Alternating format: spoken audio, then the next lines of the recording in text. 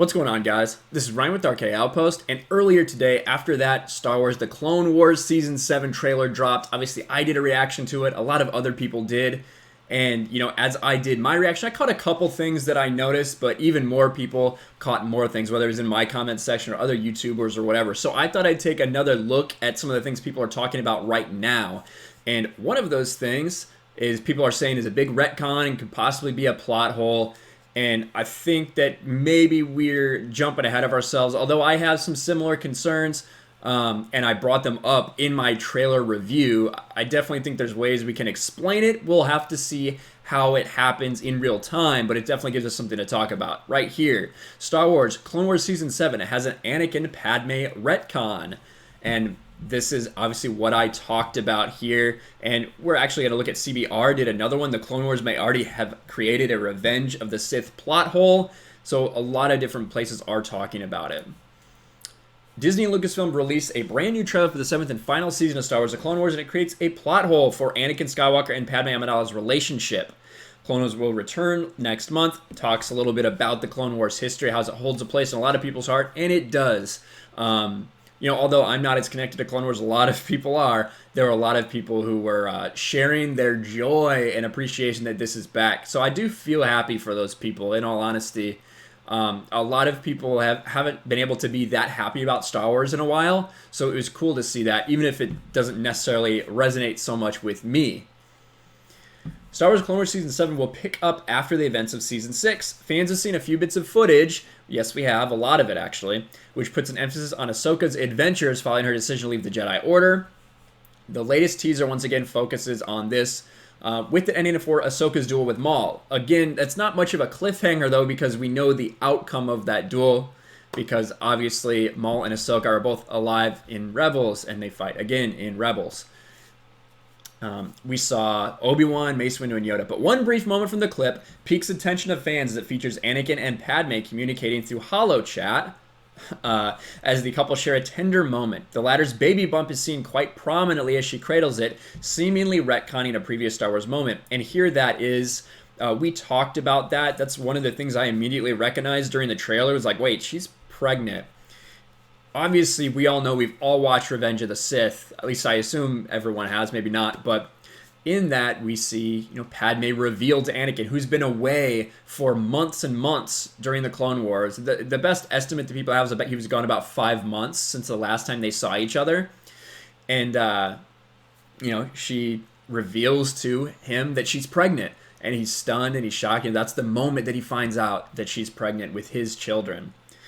And so when we see this here, a lot of people had that same reaction to me, like, wait, that doesn't make any sense. So some people have said, well, maybe he just didn't notice, and maybe that's true. Maybe that is the way that they're going to go with it. Anakin could be literally in the middle of a war right now. Who knows when this is taking place? My first thought was, well, maybe it's happening during Revenge of the Sith, but I just don't know if she's pregnant enough for that to be the case. Because she was fairly pregnant when she saw that. She had just been wearing clothing that didn't necessarily reveal. She tried to hide the fact that she was pregnant for as long as possible from everyone else. So I do think that maybe she's not quite far enough along in this for it to actually be overlapping with Revenge of the Sith in this part. Now, we see other parts where we can basically confirm that there are parts that are overlapping with Episode 3, with Revenge of the Sith, and it makes sense. And we do know already from other stuff that the Siege of Mandalore does bump right up against Revenge of the Sith and Order 66. This is something we've heard about. We've seen it in, I think, the Ahsoka novel. It described some of what's actually going on. But we know that Anakin kind of turns over command of the 501st to Ahsoka at some point. Somehow they get reunited, and he trusts her with that. And she and Rex and the 501st go to fight during the Siege of Mandalore, while Anakin and Obi-Wan are required to go back and help Chancellor Palpatine to rescue Chancellor Palpatine. So we do know already that this will at least be bumping right up against Revenge of the Sith. I don't know, though. It's just all guessing at this point, right? Let's see what the article says. The scene raises some questions regarding the timeline. The events of the Clone Wars take place between Attack of the Clones and Revenge of the Sith. As we know from the prequels, Padme only told Anakin she's pregnant when returning to Coruscant after he and Obi-Wan finished their Torah duty. This prospect of building a family with his wife initially excited Anakin, but he was soon plagued with nightmares about her dying. Yes, we know that, and that's a huge reason why he fell to the dark side. That's a huge plot point. If, as stated, this is before Revenge of the Sith, then it's a big retcon from established canon. It's curious if it's simply a slip then, or if there's more to the aforementioned scene that will then the trailer reveals. I just can't imagine them missing something that clear. Listen, I have a lot of skepticism about Disney and Lucasfilm. I've had issues with Filoni and previous established continuity before. This is huge. This is kind of unthinkable if they were to do that. Something that's clearly such a big part of the movie. I know we are all very skeptical of Disney. I can't imagine.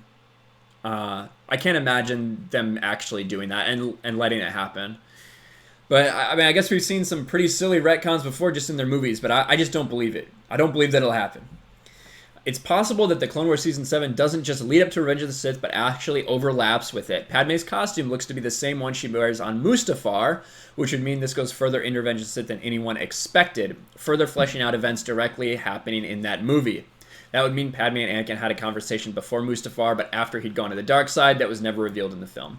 And that'll be interesting. If it does flesh out Revenge of the Sith, there will be a lot of people who are really going to be excited to get into that. Personally, I already have a great story that tells that. It's Labyrinth of Evil, the Revenge of the Sith novelization, which is incredible, and then Dark Lord Rise of Darth Vader. So right before, during, and then after Anakin's fall, and it's incredibly interesting, really fleshes out so much from the expanded universe. That was how I was able to get deep into the Revenge of the Sith lore, kind of, and all the history and stuff like that. You get really invested.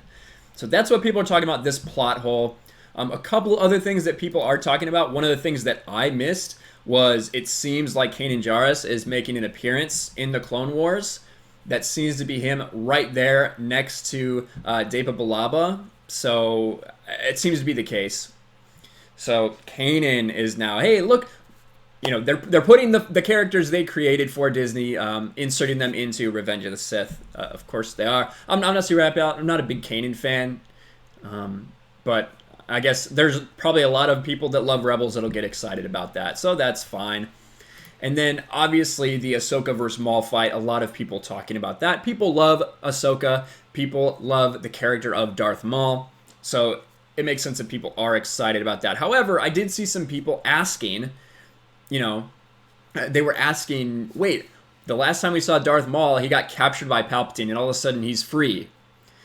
Well, they do have a story in Star Wars canon that explains that. It's called Darth Maul, Son of Dathomir. It's a comic book. I think it's a four-issue comic book. It's actually pretty interesting, detailing how Darth Maul escaped from captivity. But I can see how it will confuse a lot of people. Will anybody ask questions, or will they just be like, oh my gosh, Darth Maul, we love Darth Maul? So it's yet to be seen if they're actually going to explain how Darth Maul is back, if they're going to go and mention the things from that comic book or not, or, you know, like so much of the Star Wars continuity, they're just going to kind of forget about it or change it or whatever because, oh, well, just because we mentioned it in a comic book, even though it's all supposed to be connected, which is what we said when we decided to revamp the timeline, maybe it's not. So we'll see. Again, so much speculation at this point about the Clone Wars, but a lot of people care about it, and I think it does go to show for Disney that, you know, so many of the people that are out here saying that they hate so much of the sequel trilogy are really excited about the Clone Wars because it's something that they care about. And if they do it right, I think they can get a lot of people back on board. Obviously, you know, you guys know my thoughts on Clone Wars. I hope it's good for a lot of people. We know where everything's leading up to, so it's just a matter of how exactly things play out. And the Siege of Mandalore, people are really interested in seeing that. But let me know your thoughts in the comments below. Make sure you smash the like button, subscribe to the channel, share this video out there. Let us know your thoughts about your theories. Are these plot holes? Are they retcons? Or is it all going to be explained in time? Let me know, and I'll talk to you guys later. Thanks for watching, everyone. And a huge shout out to my patrons. I appreciate you guys so much. Want to follow me on Twitter or Instagram? Check out the description below. You'll find links to my P.O. box and my Patreon as well. And I'll talk to you guys later.